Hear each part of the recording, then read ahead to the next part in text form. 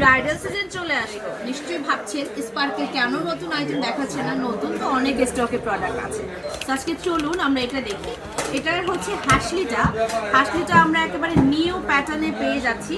হ্যাঁ, একেবারে ট্র্যাডিশনাল মোটিভে এক ভরি 4 আনা এক রতিতে থাকবে। 21 ক্যারেট, প্রাইস পড়ছে 1,63,300 টাকা।